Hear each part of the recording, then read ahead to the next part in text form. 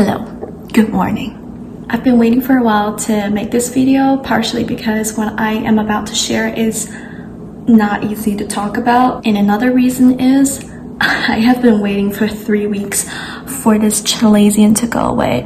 Oh, but for the life of me, it just won't go away no matter what I do. I have learned that I can't just wait for all the ducks to line up before I do anything these days, so if it means I'm gonna have this on record, I'm still gonna get to making this video. I need to get ready.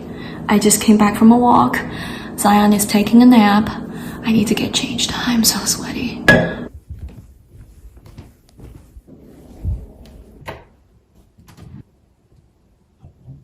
I was 6 months postpartum when I found out that I had postpartum depression. I always thought that this was something that should be more obvious in the very beginning stage and kind of fades out, but in fact, it doesn't work that way. During the first year, our body is just recalibrating in every way possible, including hormonally, so anything could happen within the first year. And for me, things started getting really bad when my period came back. Like 2 weeks before I have my period, usually this is when it starts, then I start to have these chapters where I could not control my emotions. When I experienced PMS, and it just is a hot mess. I could not control my emotions. I feel extremely depressed. The reason it is hard to notice anything is wrong personally for me is that I tend to just push through things when I experience anything difficult. So I thought, well, this is just another one of those like difficult things in life that I have to push through. But man, it got hard. I could not push through. I do not feel like myself. I don't know how to make it through another hour without feeling like life is hopeless and this is the end. I was desperate enough to call my healthcare provider, and as someone who really tries to exhaust everything that is not medicine before I try medicine, I was asking my midwife to just prescribe me anything that could help. I don't care what drug it is. I just have to stop feeling what I am currently feeling because I can't go on anymore. It really doesn't help that we also, Chris and I, don't have very good mental health awareness. And we weren't very careful about being preventative and being proactive in processing through things that we have gone through. So building on top of that, being raised in the Asian culture, I think there's still a lot of stigma around mental health where it's a matter of if you're normal or you're crazy. There's not a lot of gray areas. There's not a lot of grace for anyone who finds himself in the middle where they really are struggling and they could use professional help in getting them out of that state. So for me, because of those reasons, I was not set up for very good awareness of my mental health.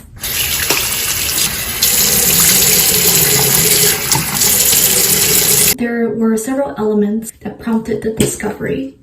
I could not explain how strong the mood swings were. They were nothing I've ever experienced.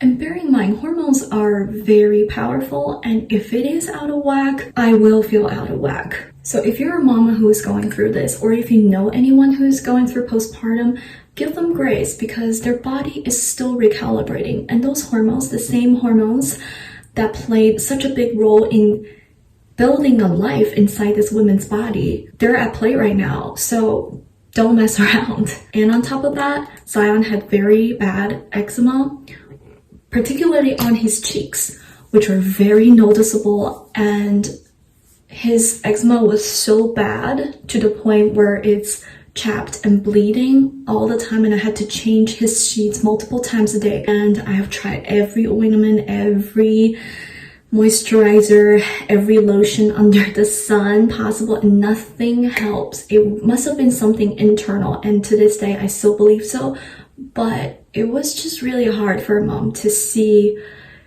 your child suffering and being completely helpless, having to change his sheets multiple times a day, feeling like there's nothing I can do to help him feel better.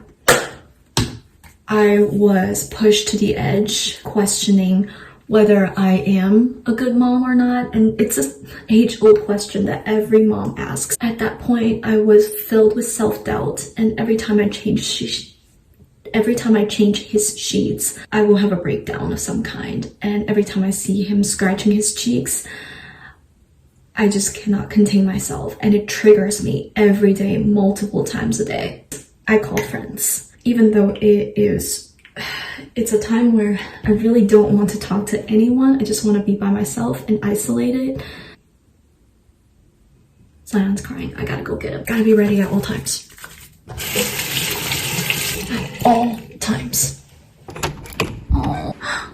Hello. Oh, you must be hungry. Are you hungry? Yeah? I know. Gotta turn the sound machine off. Hi, to get out of there.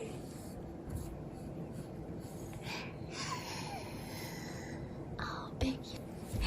So thankfully, I talked to friends who have been down the road. They have told me that there's a very good chance that I have postpartum depression. That helped me discover what I was struggling with. In fact, I was at the hospital first because my midwife was worried about me, so she sent me to the hospital. They did a blood test and monitored me for a while, and then they cleared me to go home. And as soon as I got out of the hospital, I went to see the counselor, who was really, really sweet and helpful, and that got the ball rolling in terms of processing through my emotions as well as my past.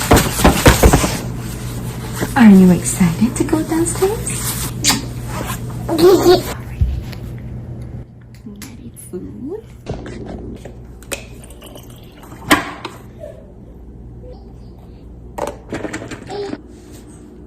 Okay, we are preparing Zion's lunch.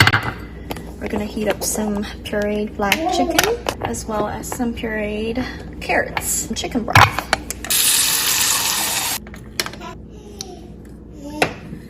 And this is what's interesting. I always thought if ever in my life I get diagnosed with anything depression related, I will feel like, oh, it's a label. But I felt the opposite. If anything, I felt relieved. It's the feeling of, oh, I could feel better than this. And the only way from here is up. And it's not because I didn't try hard enough or I wasn't doing the right things, but I just need some help. I just need some help getting out of where I find myself right now.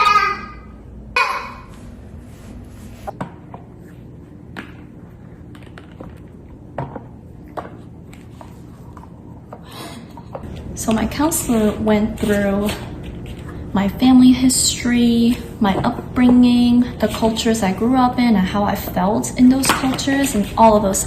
And my counselor is absolutely amazing. She went really deep into the root cause of all of this, because there is a possibility of just having postpartum depression, and there is another possibility of having already had the disposition or some degree of depression before giving birth, and the hormone pretty much just tips it off.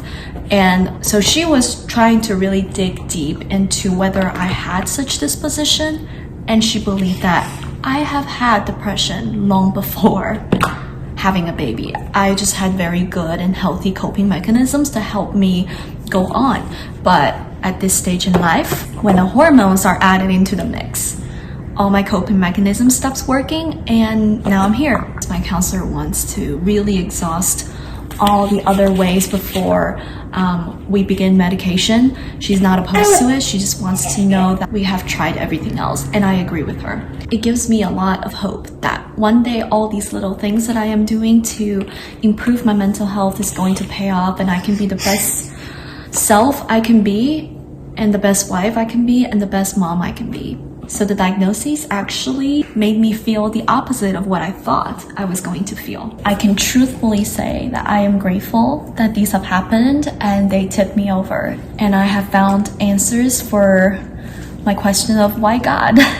Because I was asking God, like, why have you allowed all these things to happen to me? You know these will break me. But He also knows that beyond the breaking, there is healing. And had I not been broken, I probably wouldn't have sought help in getting professional counseling to walk me through all the trauma and the childhood events that have happened to me. My family upbringing and all of that, like I would not have had the chance to really take these junk out and get them processed and stop sweeping them under the carpet and thinking that I could just go on without, you know, processing them. So I'm grateful in that sense. Truly, I have experienced how he works all things for the good of those who love him.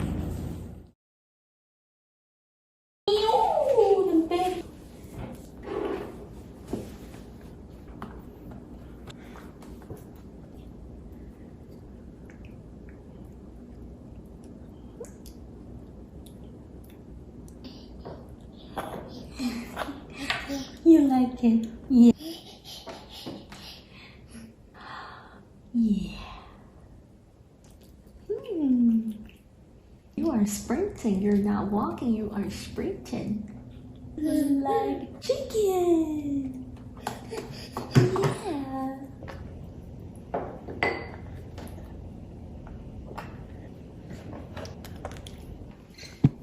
After trying baby-led weaning for a little over a month and now switching to puree food and spoon feeding, honestly, the cleanup is a breeze. It's so easy.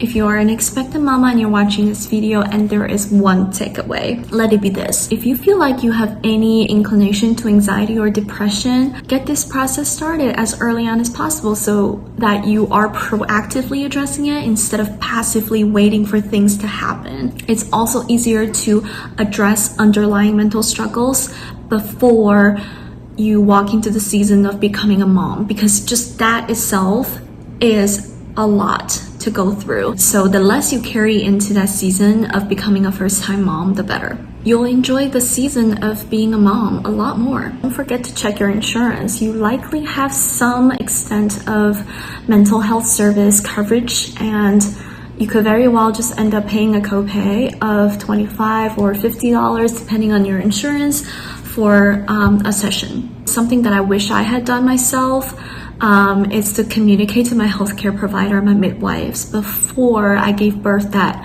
I have inclination to feeling very anxious and feeling very depressed. This will help them know what to look out for after you have given birth.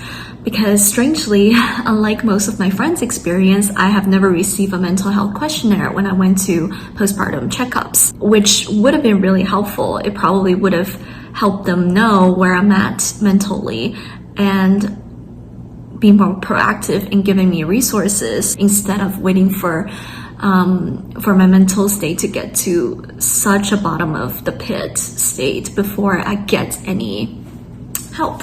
All right, I have to go. I truly hope that what I shared is able to help anyone. As someone who really struggles with getting help and reaching out to people and admitting that I cannot do it by myself, I just really want to applaud you mamas who are willing to get help and are doing everything you can to be the best version of yourself, for your family, and for your kids. If you are walking through postpartum depression or have walked through postpartum depression, please leave a comment below and tell me about your experience, because I truly want to know. If you enjoyed this video at all, please consider giving it a thumbs up and don't forget to subscribe. Love you guys. See you soon.